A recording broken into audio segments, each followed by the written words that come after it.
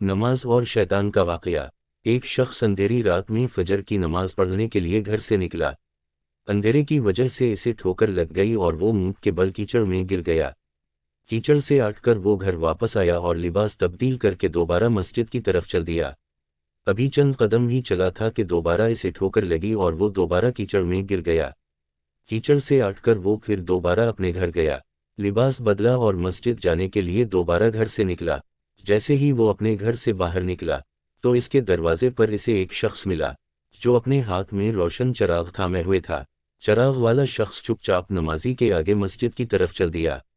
اس مرتبہ چراغ کی روشنی میں نمازی کو مسجد پہنچنے میں کسی دشواری کا سامنا نہیں کرنا پڑا۔ وہ خیریت سے مسجد پہنچ گیا۔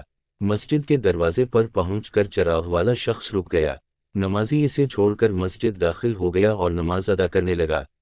نماز سے فارغ ہو کر وہ مسجد کے باہر آیا تو وہ چراغ والا شخص اس کا انتظار کر رہا تھا تاکہ اس نمازی کو چراغ کی روشنی میں گھر چھوڑ آئے۔ جب نمازی گھر پہنچ گیا تو نمازی نے اجنبی شخص سے پوچھا، آپ کون ہے؟ اجنبی بولا، سچ بتاؤں تو میں ابلیس ہوں۔ نمازی کی تو حیرت کی انتہا نہ رہی۔ اس اجنبی کی یہ بات سن کر نمازی سوچنے لگا، ابلیس شیطان کیسے مجھے مسجد تک چھوڑ سکتا ہے؟ اس کا کام تو لوگوں کو بہکانا ہے۔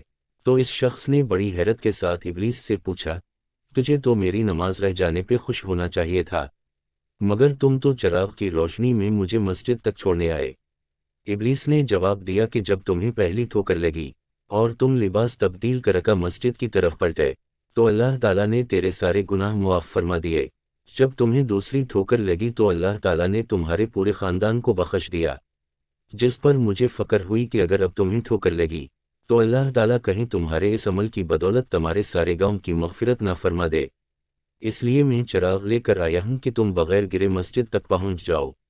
اس شخص نے جیسے ہی یہ بات سنی تو اس نے اللہ تعالیٰ کی بارگاہ میں اپنا سر جھکا کر اللہ کا شکر ادا کیا۔ تو دوستو، یہ ہے ہمارے رب کی شان، سبحان اللہ۔